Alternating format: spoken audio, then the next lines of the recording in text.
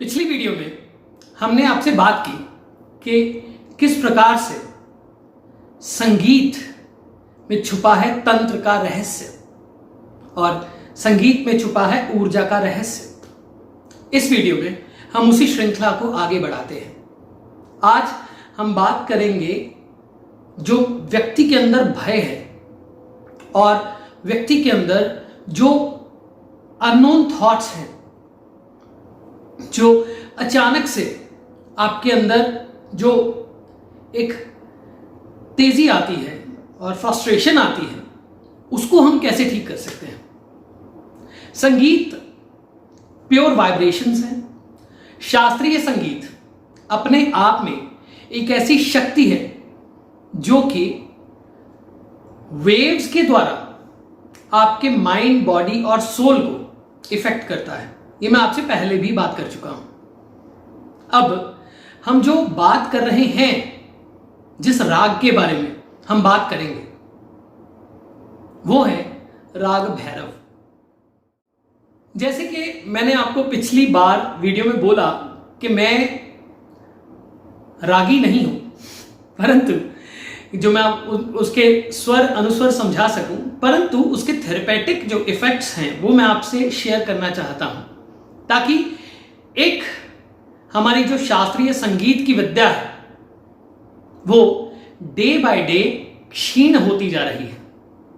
Number 2 वो ये है कि हम कितनी दवाइयों पे, कितना हम जो हमारे अंदर जो ऊहापोह है, जो भटकन है, उसको लेके कितना परेशान रहते हैं। और रागों के द्वारा यदि केवल सुनने मात्र से, और सुनना भी बहुत बड़ी चीज है, आप सुन क्या रहे हैं। जब मैं अवचेतन मन की बात करता हूं तो मैंने अवचेतन मन की जो वीडियोस डाली हैं उनके बीच में मैंने कहा है कि आपका अवचेतन मन एक रिकॉर्डर है और अनकॉन्शियस स्टेट आपकी सोल का ट्रैवल है। आपकी सोल जो मेमोरी लेके आगे चलती है वो अनकॉन्शियस स्टेट में है, और सबकॉन्शियस स्वप्नावस्था है जो कि आपकी एक एक चीज को रिकॉर्ड करती है। यानी अगर मैं ये आवाज कर रहा हूं, ये आवाज कर रहा हूं, ये आवाज कर रहा हूं, तो आपके लिए ये आवाज हो सकता है किसी कार्य की ना हो, परंतु आपके सबकॉन्शियस माइंड ने उसे भी अपने अंदर लिया है। और यदि आपको हिप्नोसिस दिया जाए और पूछा जाए कि उस दिन आपने क्या किया था, तो आप कहेंगे कि मैं ये वीडियो सुन रहा था और उसमें क्लैप की आवाज आई थी और मुझे इस तरह के विजुअल्स दिखाई दे रहे हैं। ऐसे बहुत सारे प्रमाण हैं। पास्ट लाइफ रिग्रेशन इसी का भाग है, या फिर इस प्रकार की जो विद्याएं हैं वो भी इसी का भाग है। संगीत के द्वारा ही आपको शांत किया जाता है। आप अक्सर डेल्टा वेव्स, अलग तरह की वेव्स का म्यूजिक या अलग तरह की वेव्स के बारे में सुनते हैं, तो वो वेव्स कहां से आती हैं? वो वेव्स एक माइन्यूट साउंड है जिसके द्वारा आती हैं, और वो वेव्स आप पे प्रभाव करती हैं। ऐसे बहुत सारी वेव्स हैं, एंटी मॉस्किटो वेव्स, रेडिएशंस नहीं बोलेंगे उसे, साउंड्स, माइन्यूट साउंड्स, वो आपको सुनाई भी नहीं देती हैं, परंतु मक्खियों पे इफेक्ट करती हैं, मच्छरों पे इफेक्ट करती हैं। क्यों करती हैं? अगर उसमें ऊर्जा नहीं है तो क्यों करती हैं?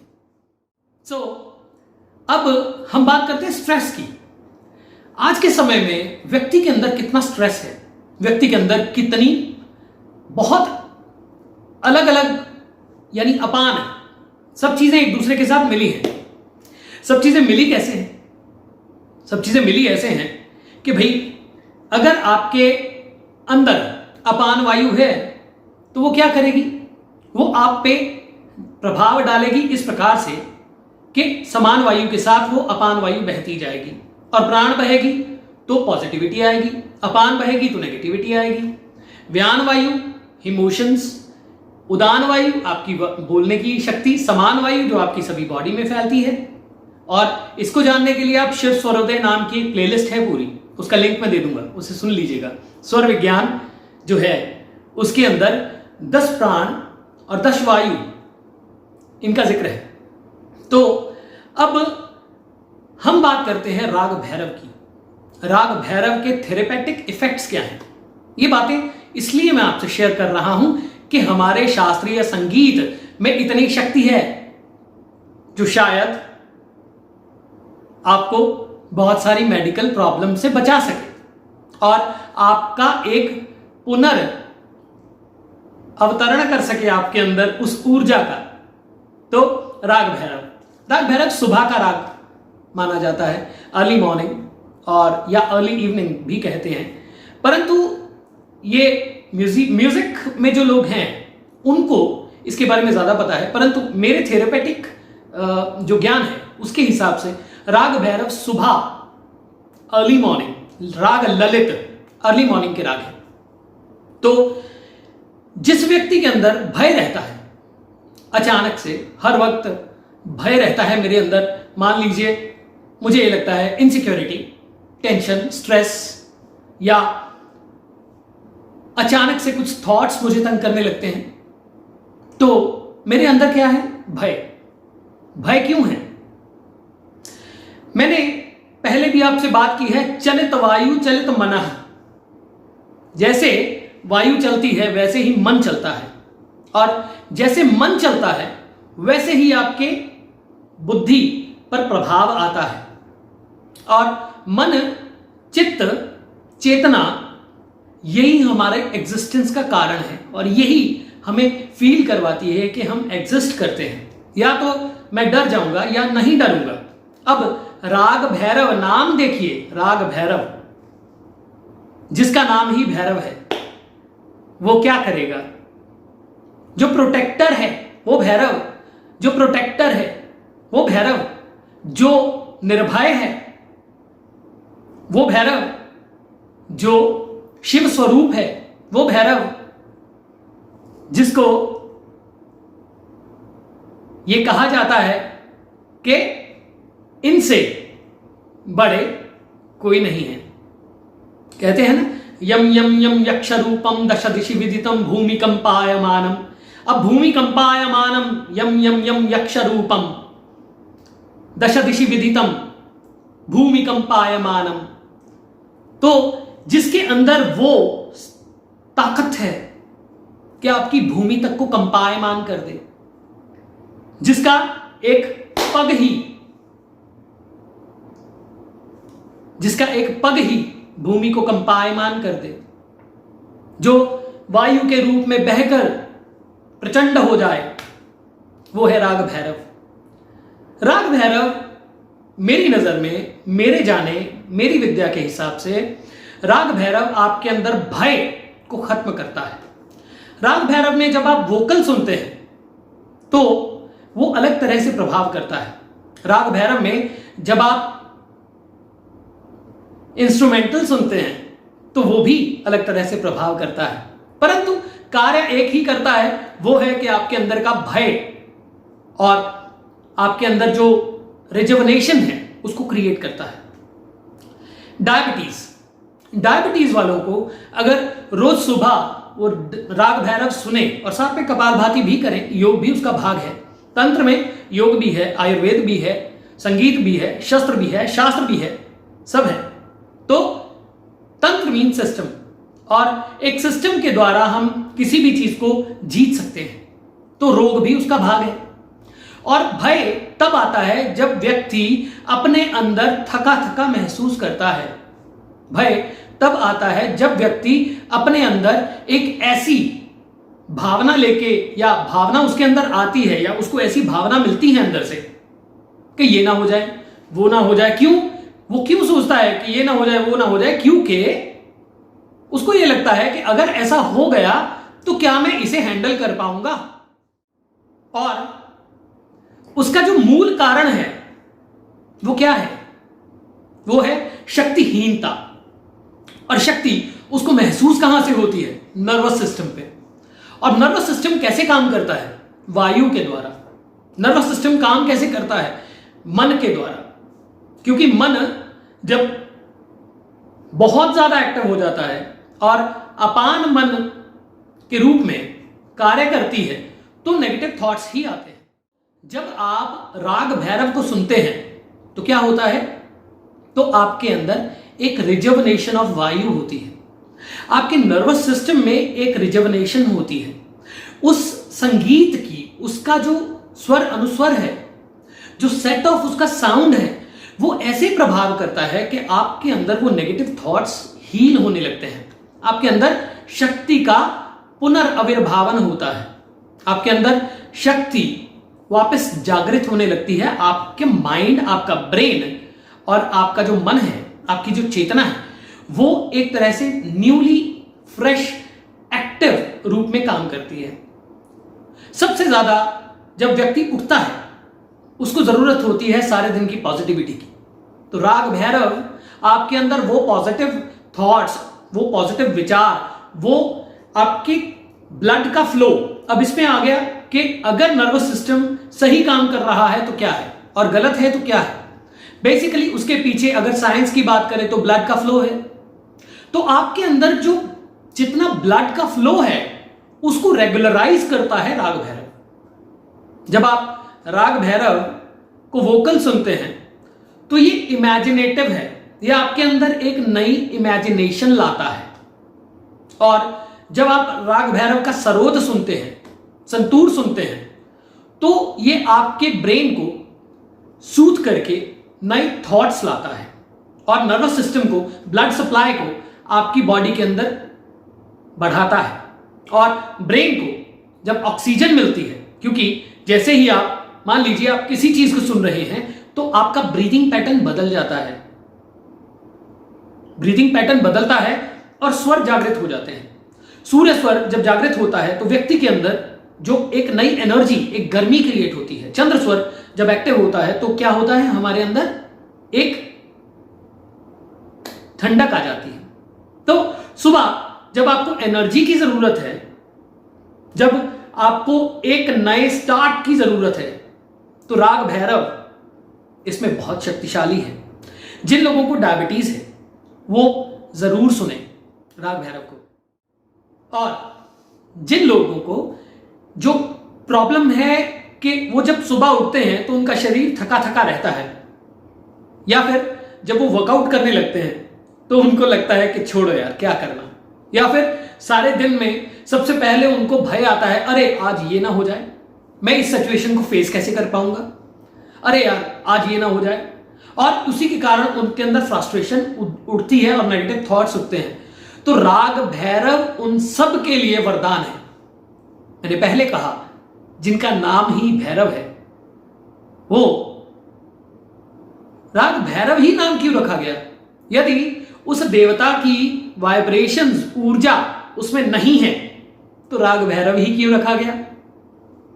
इसीलिए रखा गया क्योंकि उन्हीं की ऊर्जा इसमें है। इसलिए राग भैरव जरूर सुने। किसी भी प्रकार का संगीत सुने, सरोद सुने, संतूर सुने, फ्लूट सुने, सितार सुने, वोकल सुने, शास्त्रीय संगीत से जुड़िए, बहुत जरूरी है। ज्यादातर हम पे जब मैं सबलिमिनल की बात भी करता हूं तो साउंड्स के द्वारा आपको दिया क्या जा रहा है, साउंड्स के द्वारा आपको क्या दिया जा रहा है। आप मान लीजिए मैं किसी देवी मंत्र की बात करता हूं, तो जब आप उसे एक स्पेसिफिक लय में उसे चैंट करेंगे तो कैसे प्रभाव करेगा? करेगा ना। तो मेरे माने अगर आप राग भैरव को सुने और आपके माइंड में बदलाव आए तो शास्त्रीय संगीत को और भगवान शिव को नमन जरूर कीजिएगा, क्योंकि भैरव ही शिव हैं, शिव ही भैरव हैं और उन्हीं का राग है राग भैरव। इसके बारे में हम और बात करेंगे, बहुत सारी बातें हैं राग भैरव के बारे में भी, और राग पुरिया धनाशरी के बारे में भी, राग मारवा के बारे में भी। सब हम धीरे धीरे धीरे धीरे इसको अनफोल्ड करेंगे और हम उस शास्त्रीय संगीत और उन शक्तियों की तरफ बढ़ेंगे जो कि संगीत की वेव्स के रूप में, फ्रीक्वेंसीज के रूप में उनमें वास करती हैं, और उनको प्राप्त भी करेंगे। अपने अंदर ऊर्जा का आविर्भावन भी करेंगे, शक्ति प्राप्त करेंगे और जीवन को अच्छे से जिएंगे। क्योंकि जब मैं कुंजिका की बात भी करता हूं तो फिर क्या बोलता हूं, संगीत ही तो है। अगर मैं ऐसे ही रॉ बोलता रहूं तो वो प्रभाव तो करेगी, मेरे जो साउंड मैं बोल रहा हूं मेरे अंदर प्रभाव करेगी, परंतु वो साउंड क्या सही में मैं उसका पूरा फायदा ले पा रहा हूं? क्यों? क्योंकि मुझे उसकी लय नहीं पता है ना। उग्र बोलूंगा तो उग्र महाकाली आएगी। तो जब धाम धीम धूम वाम वीम वूम क्राम क्रीम क्रूम, है ना, तो ये साउंड्स हैं, इनके अंदर भी एनर्जी है, इनके अंदर भी प्रभाव है, इनके अंदर भी, जैसे आप ओम ह्रीं सूर्याय नमः, ओम ह्रीं सूर्याय नमः इस तरह करें, और ओम ह्रां ह्रीं ह्रौं स सूर्याय नमः, ओम ह्रां ह्रीं ह्रौं स सूर्याय नमः, ओम ह्रां ह्रीं ह्रौं स सूर्याय नमः, है ना, ओम ह्रां ह्रीं ह्रौं स शुक्राय नमः। इस तरह से जब आप ऐसे ही जपते रहे, ओम ह्रां ह्रीं ह्रौं स शुक्राय नमः, ओम ह्रां ह्रीं ह्रौं स शुक्राय नमः, ओम ह्रां ह्रीं ह्रौं स शुक्राय नमः, इसका क्या फायदा होगा? उसका एक तरीका है ना, उसका तरीका है ना। तो इस तरीके को जानना और रागों को समझना, क्योंकि राग ही आपके जीवन की रिदम को बदल सकते हैं, और उस रिदम को जानना है ना तो भैरव सुनो। तो उस रिदम को अगर बदलना है ना अपने जीवन की, अब रिदम ही तो है ना, एक नेगेटिव वेज में लाइफ जा रही है तो रिदम है, और पॉजिटिव वेज में जा रही है तो रिदम है। जब आप हंसते हो तो एक रिदम है, जब आप रोते हो तो एक रिदम है। तो जब वाम वीम बूम वागधीश्वरी कहते हैं तो वागधीश्वरी कौन है? जब रुद्र वीणा की बात करते हैं तो कौन है? तो रागों से जुड़िए, संगीत से जुड़िए, और शास्त्रीय संगीत से जरूर जुड़िए, क्योंकि ये विद्याएं हमारे ही तंत्र का हिस्सा हैं और ये लुप्त हो रही हैं। हालांकि बेस हर एक म्यूजिक का यही है, इवन आपके मंत्रों का भी बेस यही है, और मंत्र भी इन्हीं से जुड़े हैं।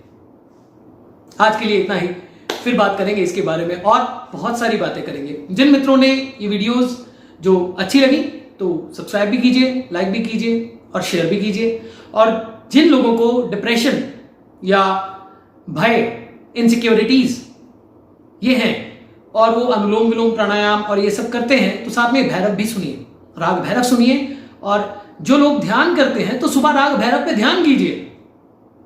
जो लोग